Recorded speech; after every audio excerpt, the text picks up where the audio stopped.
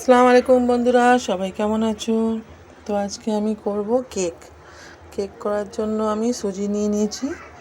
মিক্সিতে আমি সুজিটা একটু গুঁড়িয়ে নেব, খুব বেশি মিহিন করব না। আমি 200 গ্রাম সুজি নিয়েছি। এতে এবারে আমি 200 গ্রাম চিনি গুঁড়ো করে নেবো, একদম পাউডার করে নেবো।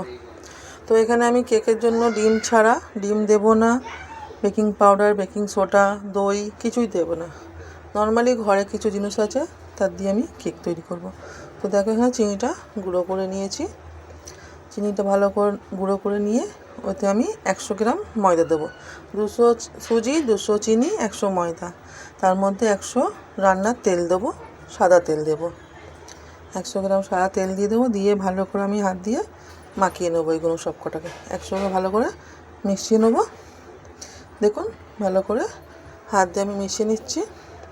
মিশিয়ে নেওয়ার পরে এতে আমি 200 গ্রাম লিকুইড দুধ দেবো। দুধটা আমি আগে ফুটিয়ে একটু ঠান্ডা করে রেখেছিলাম, মানে একদম খুব গরম নয়, খুব ঠান্ডা নয়।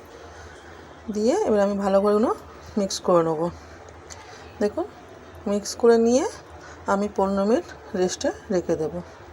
তো 15 মিনিট রেস্টে রেখে আমি যেখানে কেকটা বসাবো সেই বাটির মধ্যে আমি সাদা তেল দিয়ে ভালো করে ঘুরিয়ে ঘুরিয়ে তেলটা মাখিয়ে নেব।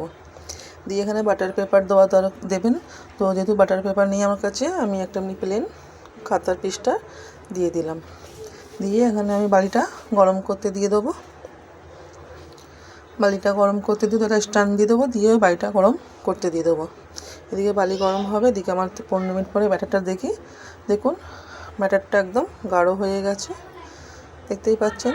যদি মনে হয় খুব কারুর গাঢ় হয়ে গেছে তো অল্প দুধ দিতে পারেন, এখানে আমার ঠিকঠাক আছে। তার মধ্যে আমি হাফ চামচ ভ্যানিলা এসেন্স দিয়ে দেবো। ভ্যানিলা এসেন্স না থাকলে আপনি 2 এলাচ গুঁড়ো করে দিতে পারেন সেন্টার জন্য। তো এখানে যেহেতু আমি বেকিং পাউডার, বেকিং সোডা কিছু নিইনি, তার জন্য আমি এখানে একটা ইনো দিয়ে দেবো। ইনো যে কোনো আপনি ইনো দিতে পারেন, কোকোকোলা ফ্লেভারটা বাদ দিয়ে। ওটা দিলে কোকোকোলাটা গন্ধ থাকবে। তো এখানে আমি শুধু কিশমিশ দিচ্ছি, আপনারা যে কোনো ড্রাই ফ্রুট দিতে পারেন।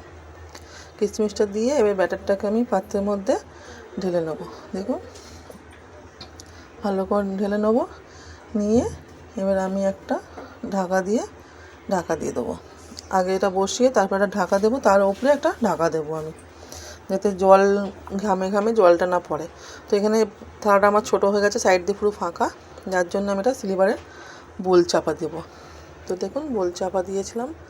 তো এখন আমার কেকটা দেখুন 1 ঘন্টা পুরো আমার সময় লেগেছে।